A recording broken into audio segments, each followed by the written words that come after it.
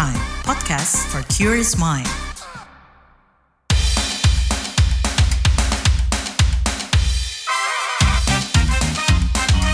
Kamu lagi dengerin podcast What's Trending. Halo, ketemu lagi di What's Trending. Saya Naomi Liandra.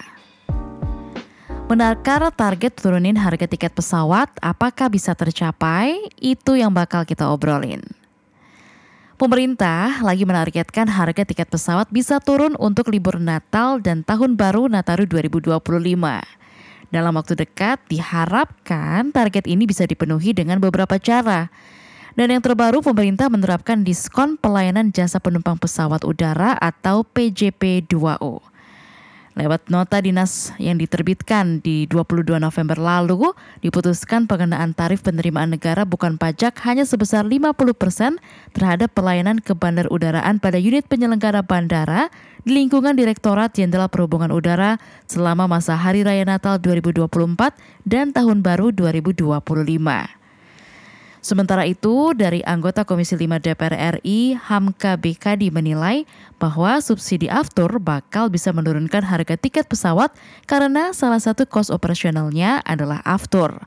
Menurutnya, kalau tiket mau turun pada saat musim libur ini, harusnya aftur mendapat subsidi, sehingga harga tiketnya sesuai dengan standar kemampuan rakyat. Nah, libur Nataru sudah tinggal menghitung hari. Mampu nggak nih target menurunkan harga tiket pesawat untuk libur Natal dan Tahun Baru 2025 tercapai? Soal ini kita mau bahas lebih dalam setelah komen netizen plus 62.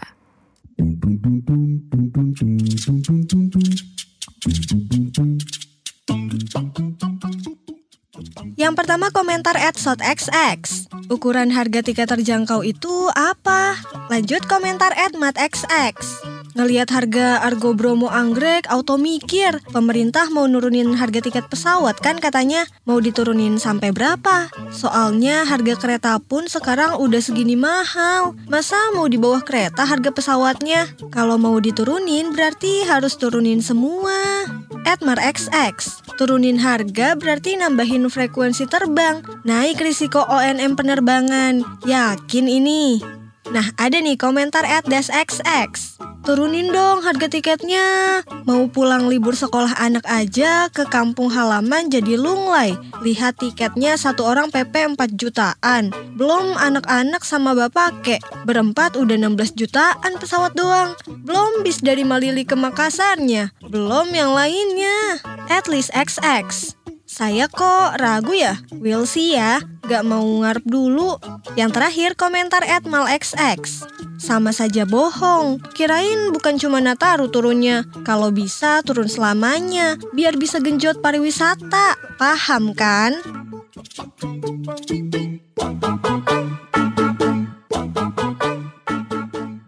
Menteri Koordinator Bidang Infrastruktur dan Pembangunan Kewilayahan RI, Agus Harimurti Yudhoyono (AHY), pada 15 November lalu menargetkan dalam waktu dekat tiket pesawat bisa turun. Berikut penuturannya. Menurunkan harga tiket pesawat utamanya itu membutuhkan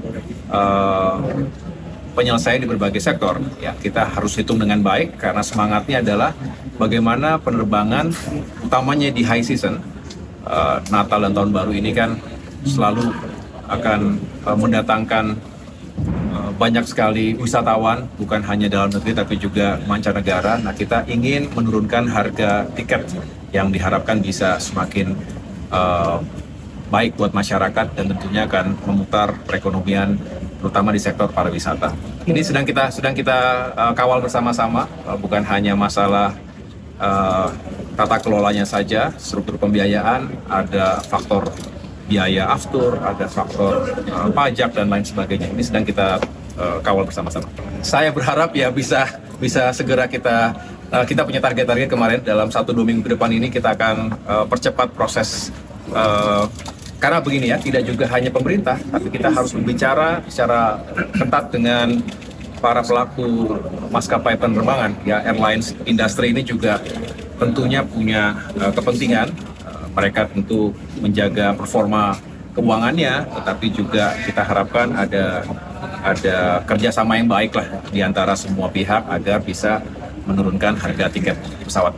Menteri Pariwisata Widianti Putriwardana mengamini bahwa tiket pesawat murah bisa mendongkrak kunjungan wisata, utamanya pada saat libur Natal dan Tahun Baru.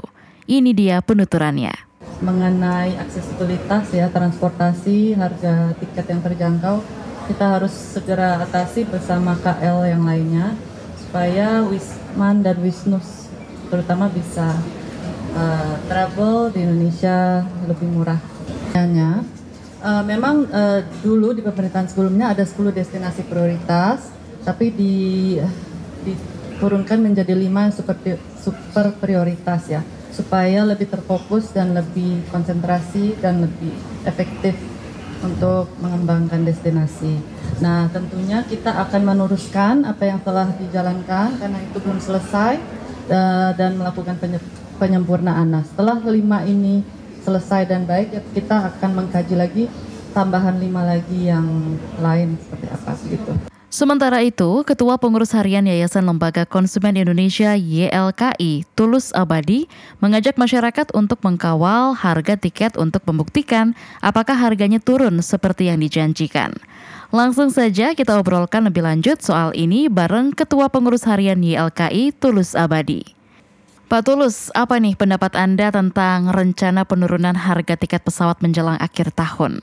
Kira-kira apa faktor utama yang harus diperhatikan untuk memastikan kebijakan ini efektif? Ya, pertama tentu saat ini kan tiket pesawat memang dikeluhkan oleh sebagian masyarakat dengan mahal. Ya, dengan kemahalan itu banyak calon penumpang yang sudah perjalanan atau buka perjalanan dengan transportasi yang lain. Nah, dengan upaya menurunkan itu ya tentu saja bagi konsumen atau masyarakat itu akan disebut baik karena kan ya tiket pesawat lebih murah dari biasanya, apalagi momen long weekend. Nah, oleh karena itu yang penting dalam kebijakan ini jangan hanya menjadi kebijakan yang tetapi nanti di lapangan tidak turun. Nah, oleh karena itu perlu pengawasan ya, artinya pemerintah menurunkan berapa persen dari biasanya dan di lapangan seperti apa. Pemerintah harus melakukan pengawasan terhadap pajak ataupun pajak badan.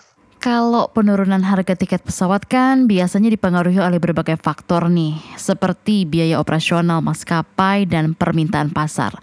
Apa saja sih tantangan yang perlu dihadapi untuk menurunkan harga tiket tanpa merugikan industri penerbangan? Ya, kalau itu tidak ada kompromi ya, jadi jangan mempertaruhkan aspek keselamatan di dalam transportasi, apalagi transportasi udara, ataupun transportasi laut dan atau transportasi lain. Ini juga harus dipastikan bahwa pemerintah itu ketika menurunkan tiket pesawat itu jangan sampai nanti tarif tiket pesawat itu di bawah biaya keekonomiannya.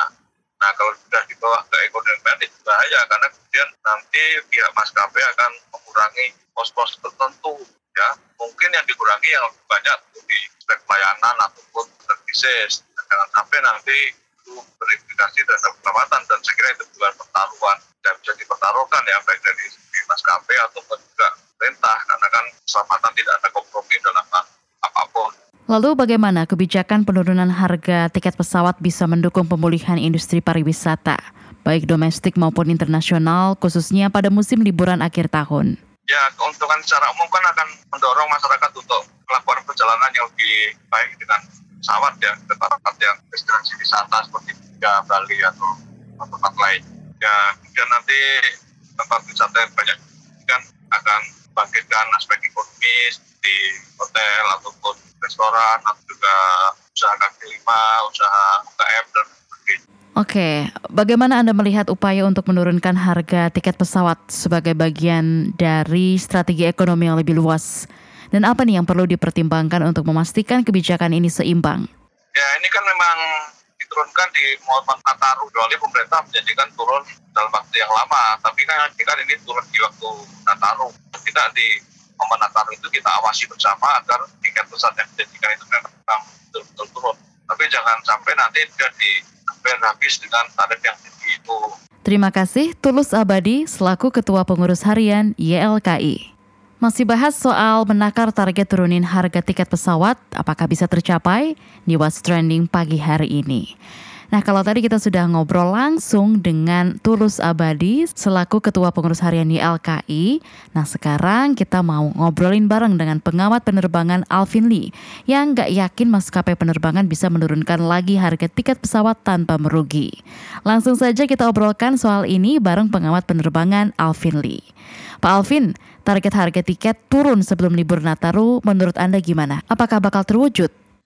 Pemerintah kan sudah melakukan langkah-langkah sebatas apa yang bisa dilakukan dalam kendali Kementerian Perhubungan saja. Jadi yang dipangkas adalah retribusi bandara, kemudian fuel surcharge. Fuel surcharge ini adalah tuslah yang diberlakukan sejak tahun 2022, bulan Mei Juni kalau nggak salah ya, itu untuk memberi kompensasi kepada maskapai penerbangan karena lonjakan harga aftur yang luar biasa. Itu akibat perang Ukraina dan Rusia, yang mana sampai hari ini harga aftur ini masih pada kisaran 15.000.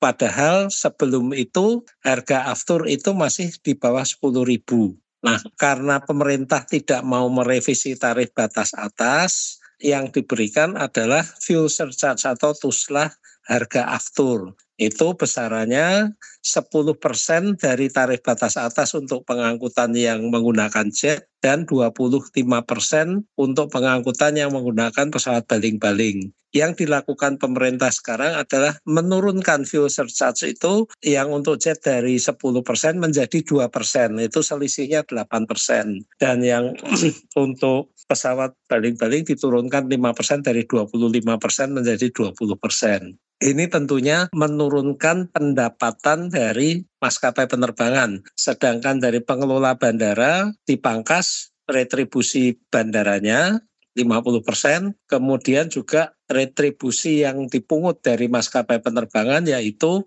biaya pendaratan, penempatan, dan penyimpanan pesawat, landing fee, parking fee, dan sebagainya. Jadi ini yang diambil adalah dari pengelola bandara dan maskapai penerbangan.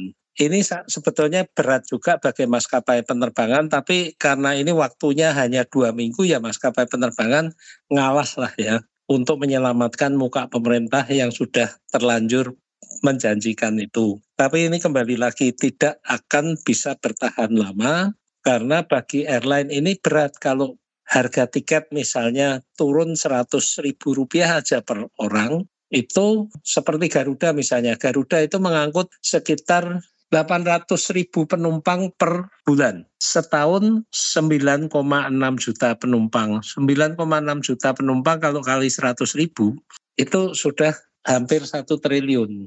Bagi maskapai penerbangan ini tentunya sangat berat, tapi bagi konsumen ini tidak seberapa.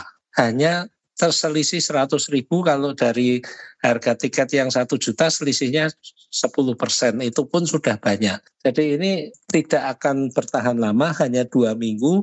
Setelah itu Januari kembali normal, plus PPN-nya naik dari 11% menjadi 12%. Januari itu pasti akan banyak pengguna jasa penerbangan yang merasakan shock di sana. Dimanja 2 minggu tapi kembali normal plus PPN-nya naik. Gitu Mbak. Memangnya seberapa besar Pak bisa turun harga tiket pesawat di Indonesia dan semurah apa bisa terjadi hingga bisa menyaingi dengan moda transportasi lain?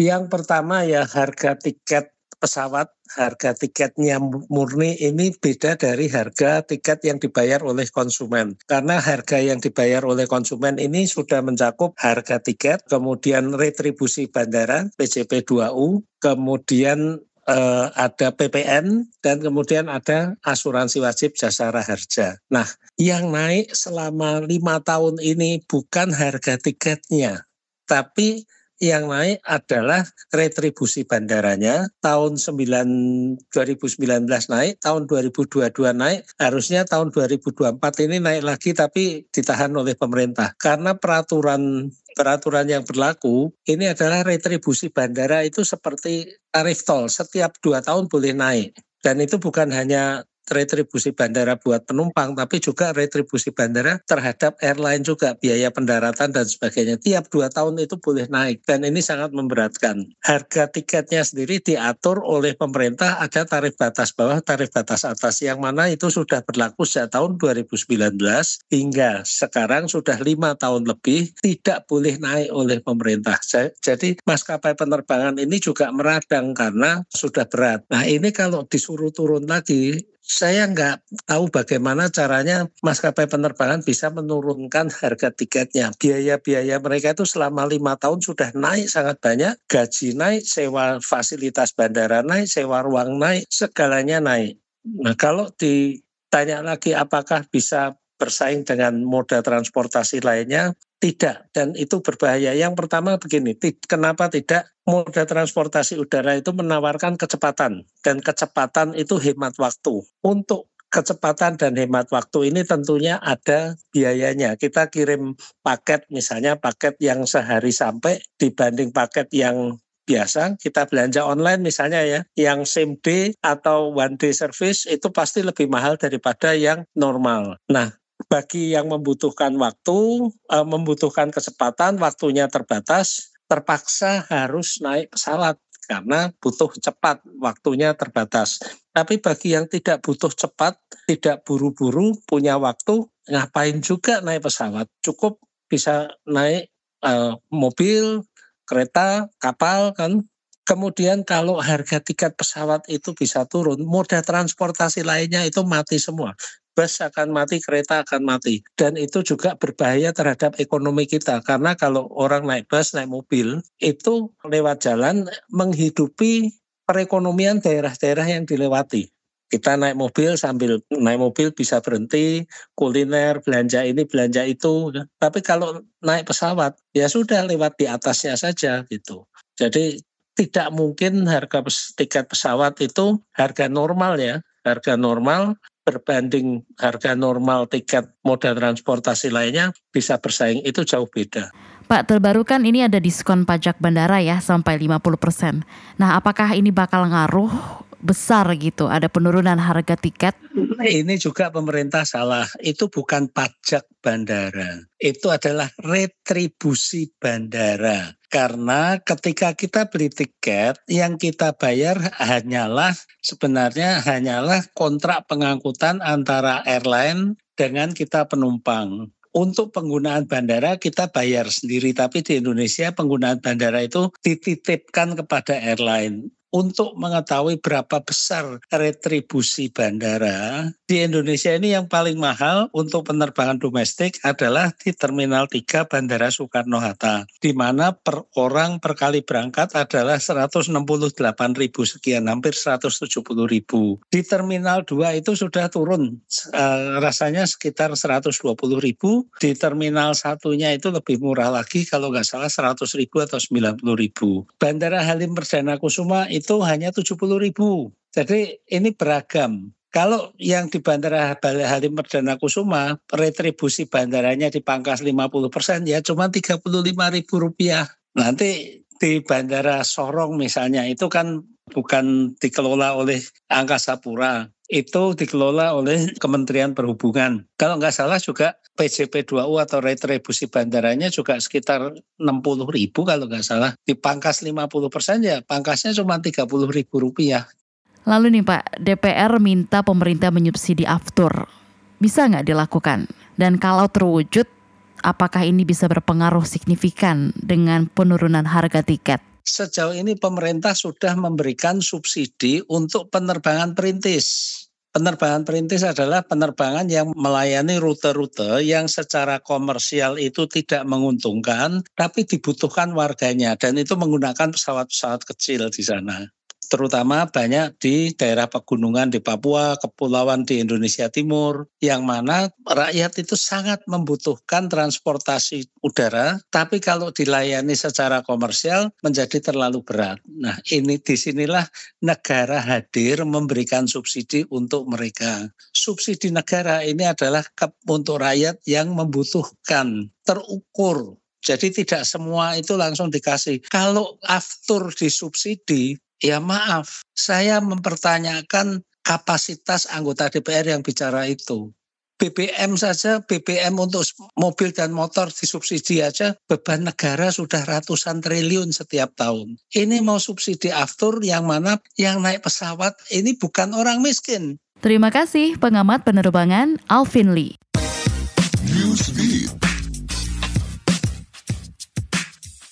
Pemerintah Tiongkok mengumumkan perluasan penerapan kebijakan bebas visa untuk 9 negara mulai 30 November 2024 hingga 31 Desember 2025. Juru bicara Kementerian Luar Negeri Tiongkok, Lin Qian mengatakan pemegang paspor biasa dari Bulgaria, Rumania, Kroasia, Montenegro, Makedonia Utara, Malta, Estonia, Latvia, dan Jepang akan dapat memasuki Tiongkok tanpa visa.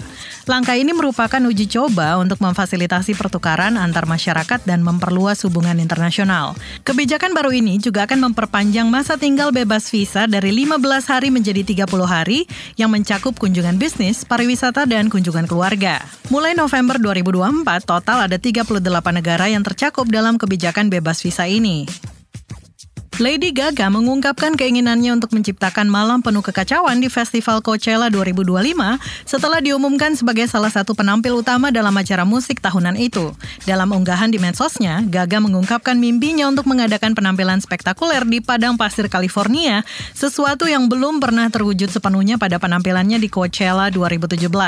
Setelah menggantikan Beyoncé pada 2017, Gaga belum pernah tampil lagi di festival tersebut. Selain Gaga, Coachella 2025 juga akan menampilkan Green Day, Post Malone, Travis Scott, Missy Elliott, Lisa, Charlie XCX, ENHYPEN, Z, dan Jennie Blackpink. Festival ini dijadwalkan berlangsung pada April 2025 di California. 3 anggota Big Bang, G-Dragon, Taeyang, dan Daesung menghadirkan penampilan kejutan yang penuh nostalgia di Mama Award 2024 di Osaka, Jepang. G-Dragon membuka panggung dengan lagu solonya Untitled dan Power, disusul kolaborasi emosional bertiga lewat lagu baru berjudul Home Sweet Home. Puncaknya, mereka membawakan medley lagu ikonik Big Bang, Bang Bang Bang, dan Fantastic Baby yang disambut meriah penonton dan sesama artis. Pada acara tersebut, G-Dragon juga dianugerahi penghargaan Music Visionary of the Year. Di sisi lain, aespa dan Seventeen mendominasi penghargaan utama. aespa meraih 6 penghargaan termasuk Visa Song of the Year untuk Supernova, sedangkan Seventeen memenangkan 5 penghargaan termasuk Visa Artist of the Year.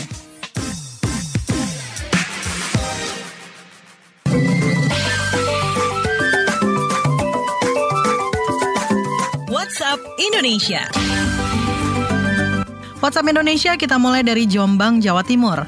Sebanyak 50 lebih TPS tempat pemungutan suara di Jombang dipetakan rawan bencana dalam Pilkada 2024. Untuk itu Komisi Pemilihan Umum KPU setempat memberi perlakuan khusus untuk proses distribusi logistik.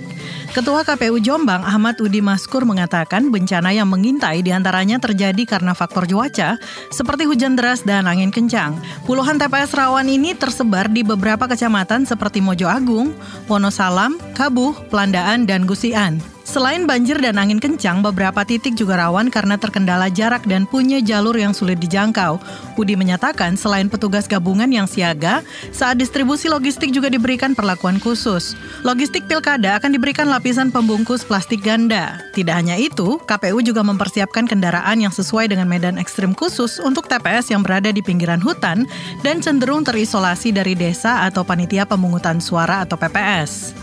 Selanjutnya menuju Jakarta, Federasi Serikat Guru Indonesia FSGI mendorong agar pemerintah tetap mempertahankan sistem zonasi pada penerimaan peserta didik baru PPDB. Ketua Dewan Pakar FSGI Retno Listiarti mengatakan, pemerintah tidak boleh terburu-buru untuk mengubah sistem pendidikan ini. Menurutnya, sistem PPDB zonasi menghendaki kehadiran negara agar sekolah negeri dapat diakses oleh siapapun. Selain itu, PPDB zonasi juga dinilai lebih menjamin tumbuh kembang anak secara optimal.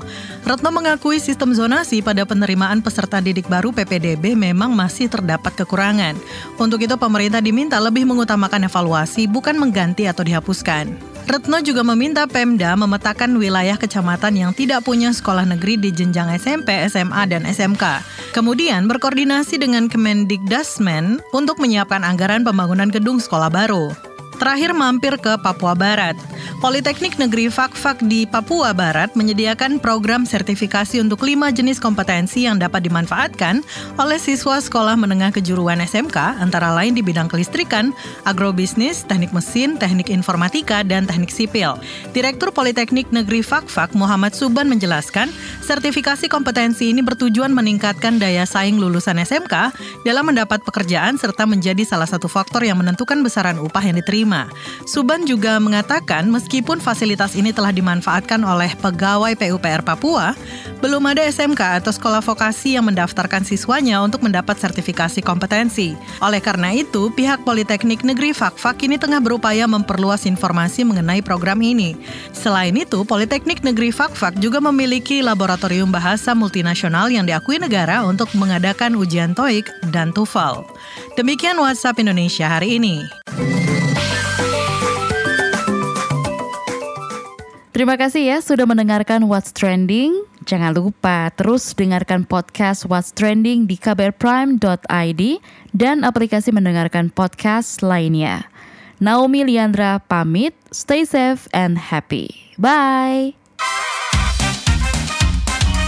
Kamu lagi dengerin podcast What's Trending.